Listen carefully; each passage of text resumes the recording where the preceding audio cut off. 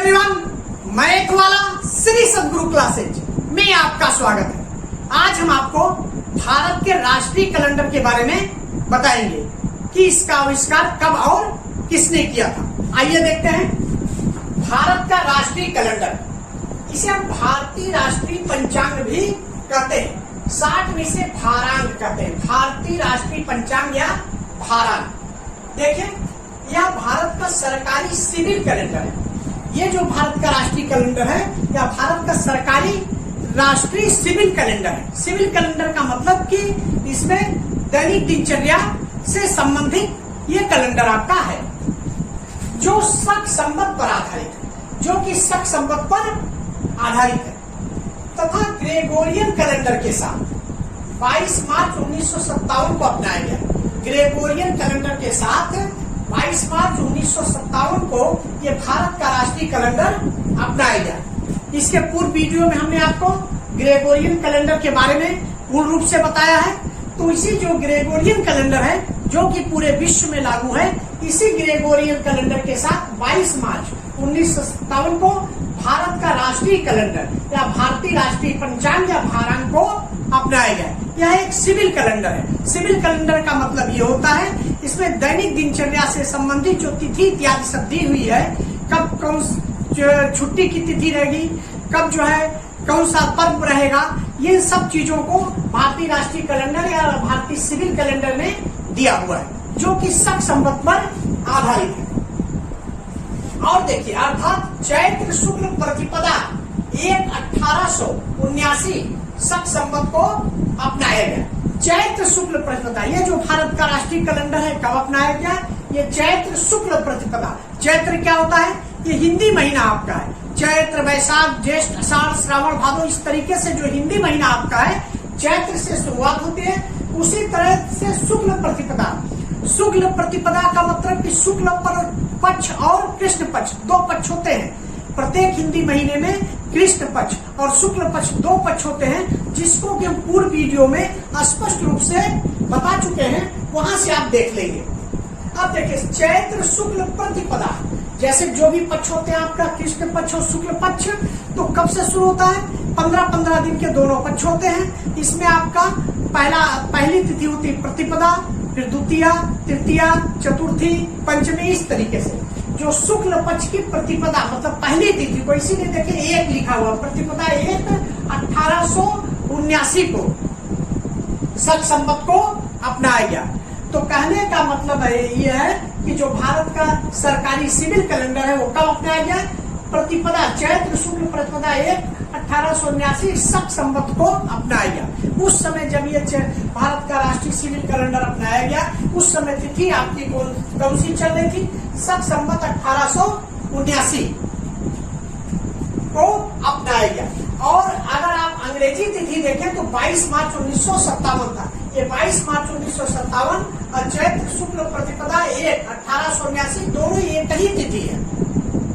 दोनों एक ही तिथि है, लेकिन जो आपका सरकारी सिविल कैलेंडर है, वो शक संवत पर आधारित है और चैत्र शुक्ल प्रतिपदा 1/1879 शक संवत को अपनाया गया। इसका प्रथम महीना चैत्र है। जो आपका ये राष्ट्रीय सिविल कैलेंडर है, इसका पहला महीना क्या है? चैत्र। ये हिंदी महीना जो चैत्र है, वही आपके राष्ट्रीय कैलेंडर का पहला महीना है। अब आप देखिए, यहाँ 22 मार्च 1957 और शक संवत 1/1879 दोनों देखिए सेम है। यहाँ देख रहे हैं ना, दोनों जो है बराबर है। ऐसा नहीं कि 1957 या 1879 तो दोनों अलग अलग, नहीं। कैसे? देखिए, 1957 में से जब आप 78 माइनस कर देंगे तो 1879 बचेगा। ये शक संवत है 1879। ये क्या है? ईसवी सन है 1957। ये आपका ईसवी सन है। इस तरीके से हमारा जो भारतीय राष्ट्रीय कैलेंडर है या भारत का सरकारी ये सिविल कैलेंडर है, ये जो है आपका 22 मार्च 1957 को ग्रेगोरियन कैलेंडर के साथ अपनाया गया। उस समय हिंदी तिथि जो है चैत्र शुक्ल प्रतिपदा 1/1879 शक संवत चल रहा था। आइए, ये आपका देखिए भारत का राष्ट्रीय कैलेंडर, भारतीय राष्ट्रीय पंचांग क्या है। अब आप देखिए ईसवी सन, शक संवत और विक्रम संवत। ईसवी सन इस समय 2023 चल रहा है।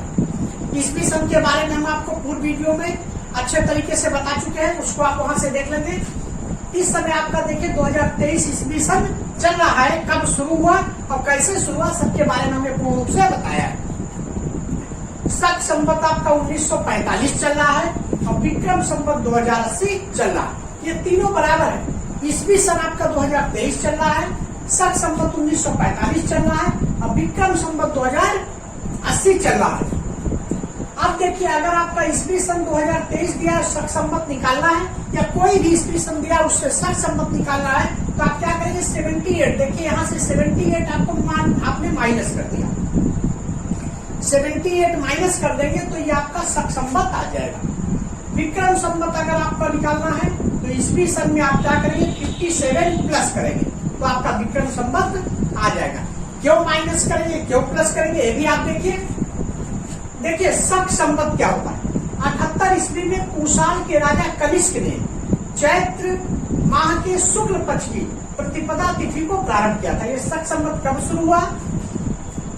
78 ईस्वी में कुशाल के राजा कनिष्क ने कब शुरू किया? चैत्र माह के शुक्ल पक्ष की प्रतिपदा, शुक्ल पक्ष की पहली तिथि को इन्होंने प्रारंभ किया। कब किया? 78 ईस्वी। कहने का मतलब कि जब ईस्वी सन आपका प्रारंभ हो चुका तो उसके बाद जब 78 वर्ष बीत गया तो 78 ईस्वी में कुशाल के राजा कनिष्क महान ने शक संवत का प्रारंभ किया था।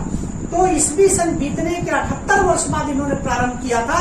इसलिए जब आपको ईस्वी सन से शक संवत निकालना होगा तो 78 क्या करेंगे आप माइनस करेंगे, क्योंकि 78 वर्ष बाद शुरू हुआ था।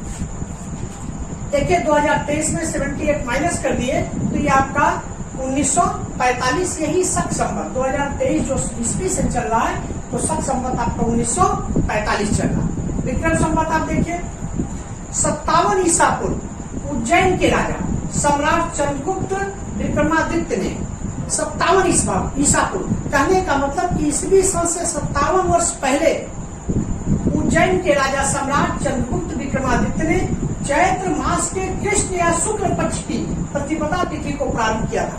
इसका भी प्रारंभ क्या हुआ? इसका प्रारंभ जो ईस्वी सन से 57 वर्ष पहले ही हो चुका था। ईस्वी सन शुरू होने से 57 ईसा पूर्व मतलब ईस्वी सन से 57 वर्ष पहले उज्जैन के राजा सम्राट चंद्रगुप्त विक्रमादित्य ने चैत्र मास के चैत्र महीने में ही प्रतिपदा तिथि को प्रारंभ किया। चैत्र महीने के पहली मतलब कौन सा पक्ष था उस समय? कृष्ण या शुक्ल, दोनों में से कोई भी एक पक्ष रहा होगा। ये थोड़ा सा कंफ्यूजन आपका है, लेकिन चैत्र मास के कृष्ण या शुक्ल पक्ष के प्रतिपदा तिथि को ही प्रारंभ किया। किसी या तो चैत्र कृष्ण पक्ष होगा या तो शुक्ल पक्ष, उसी की प्रतिपदा तिथि को भी इन्होंने विक्रम संवत का प्रारंभ किया, लेकिन ईसा पूर्व से 57 वर्ष पहले प्रारंभ किया। अब देखिए 2023 में से आप 57 घटा दिए तो 2080 57 वर्ष पहले है, इसलिए 57 इसमें माइनस नहीं प्लस हो रहा है। 2023 में 57 आपने प्लस किया क्योंकि ईसा पूर्व से 57 वर्ष पहले ये शुरू हुआ, प्लस किया तो 2080 विक्रम संवत। इस तरीके से अगर आपका ईस्वी सन दिया हुआ है और उसमें आपका शक संवत निकालना है तो 78 को माइनस करेंगे, क्योंकि ये 78 ईस्वी बाद में शुरू हुआ था। और विक्रम संवत निकालना है तो 57 प्लस करेंगे, क्योंकि ये विक्रम संवत जो है 57 वर्ष पहले या 57 वर्ष पहले शुरू हुआ था। इस तरीके से आप ईस्वी सन से शक संवत और विक्रम संवत निकाल सकते हैं। अब देखिए शक संवत और विक्रम संवत में अंतर कितना है? ये जो है शक संवत ईस्वी सन से 78 वर्ष फिर 78 वर्ष बाद में शुरू हो रहा, ये 57 वर्ष पहले शुरू हो रहा, तो दोनों को आप प्लस कर देंगे 78 प्लस 57 तो 135 135 वर्ष। तो 135 वर्ष दोनों के बीच का अंतर है। शक संवत और विक्रम संवत के बीच का अंतर कितना है? 135 वर्ष। इस तरीके से अगर आपका ईस्वी सन दिया तो शक संवत और विक्रम संवत भी आप निकाल सकते हैं। आपका जो राष्ट्रीय कैलेंडर है वो शक संवत पर ही आधारित है। आइए अब देखते हैं कि ये जो राष्ट्रीय कैलेंडर है इसके आविष्कारक कौन है। देखिए आविष्कारक, पहला आपका भारत का राष्ट्रीय कैलेंडर, इसी को शक संवत पंचांग भी कहते हैं। इसके आविष्कारक क्या? इसके आविष्कारक जो है भारतीय सरकार है, भारत सरकार। भारत का राष्ट्रीय कैलेंडर शक संवत पंचांग है। इसका आविष्कार किसने किया था? इसका आविष्कार भारत सरकार या भारतीय सरकार ने किया था। उन्होंने जो है 22 मार्च 1957 को भारत के राष्ट्रीय कैलेंडर को अपनाया, जो कि शक संवत पर आधारित था, या चैत्र शुक्ल प्रतिपदा 1879 शक संवत को अपनाया। तो इसका आविष्कार जो भारत सरकार या भारतीय सरकार ने किया, उसमें जो है अपने हिसाब से ये शक संवत पर आधारित जो कैलेंडर था उसको इन्होंने अपनाया।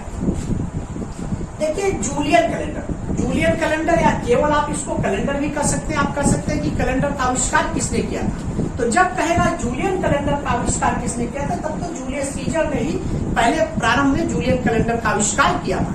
या कैलेंडर का आविष्कार कहें तो भी आपका जूलियस सीजर ने किया था, इसी को हम कैलेंडर भी कह सकते हैं। उसके बाद देखिए ग्रेगोरियन कैलेंडर, ग्रेगोरियन कैलेंडर का आविष्कार किसने किया था, पोप ग्रेगोरी 13वें ने। इन्होंने ही जूलियन कैलेंडर में सुधार करके संशोधन करके ग्रेगोरियन कैलेंडर बनाया, जो कि पूरे विश्व में लागू है। भारत में भी यही ग्रेगोरियन कैलेंडर लागू है, जिसे कि राष्ट्रीय कैलेंडर के साथ अपनाया गया है। इसको हम कैलेंडर भी कह सकते हैं। कहने का मतलब यह है कि अगर आपसे ये पूछा जाए कि कैलेंडर का आविष्कार किसने किया था, तो अगर कई विकल्प आपका दिया हुआ है और उसमें जूलियस सीजर और पोप ग्रेगोरी 13वें दोनों का नाम दिया हुआ है, तब आपके लिए कंफ्यूजन होगा कि किसको आप बताएंगे कि कैलेंडर का आविष्कार किसने किया था। लेकिन अगर किसी एक का नाम दिया है, जूलियस सीजर या पोप ग्रेगोरी 13वें, तो आप तुरंत उसमें टिक लगा देंगे। अगर जूलियस सीजर दिया है तो जूलियस सीजर में टिक लगा देंगे। अगर पोप ग्रेगोरी 13वें दिया है तो पोप ग्रेगोरी 13वें में टिक लगा देंगे। जूलियन कैलेंडर पूछेगा तब तो जूलियस सीजर क्लियर है। ग्रेगोरियन कैलेंडर पूछेगा तो पोप ग्रेगोरी 13वें क्लियर है। लेकिन केवल कैलेंडर आप पूछेगा और दोनों का नाम साथ में दिया है, तब आप जो है जूलियस सीजर का नाम पर टिक लगाएंगे, क्योंकि कैलेंडर का आविष्कार प्रारंभ में जूलियस सीजर ने ही किया था। दोनों में से किसी एक का दिया हुआ है तो आप बिना सोचे समझे टिक लगा देंगे जिसका नाम दिया रहेगा। इसलिए दोनों ने कैलेंडर का आविष्कार किया था। और पूर्ण रूप से अगर सही ढंग से देखा जाए तो कैलेंडर का आविष्कार पोप ग्रेगोरी 13वें ने ही किया। लेकिन अगर केवल कैलेंडर पूछ रहा है किसने आविष्कार किया और जूलियस सीजर और पोप ग्रेगोरी 13वें दोनों का नाम दिया है, तो पहले आप जूलियस सीजर को ही लगाएंगे। आइए लीप वर्ष के जनक, लीप वर्ष के जनक जो है जूलियस सीजर है, क्योंकि जो कैलेंडर इन्होंने बनाया उसमें संशोधन और क्या जब किया तो उसमें लीप वर्ष को भी बताया। लीप वर्ष की सही व्याख्या पोप ग्रेगोरी 13वें ने किया। अगर लीप वर्ष की सही व्याख्या या लीप वर्ष के जनक के बारे में आपसे पूछता है और दोनों का नाम दिया रहता है, तब तो आप जूलियस सीजर को पहले लगाएंगे। और अगर किसी एक का नाम दिया है, पोप ग्रेगोरी 13वें का नाम है जूलियस सीजर, तो जिसका एक का नाम दिया तो आप बिना कहे पूछे उसको लगा देंगे। लेकिन अगर दोनों का नाम या मान लीजिए ग्रेगोरी 13वें का नाम दिया तो इनको आप लगा देंगे। इस तरीके से आप देखेंगे कि लीप वर्ष का आविष्कार जो है जूलियस सीजर ने किया और उसको सही ढंग से उसकी व्याख्या पोप ग्रेगोरी 13वें ने की है। इस प्रकार आपका ये भारतीय राष्ट्रीय कैलेंडर था। ये टॉपिक आपका यहाँ समाप्त होता है। मिलते हैं नेक्स्ट वीडियो में। Thanks for watching. Like, subscribe और शेयर जरूर करें।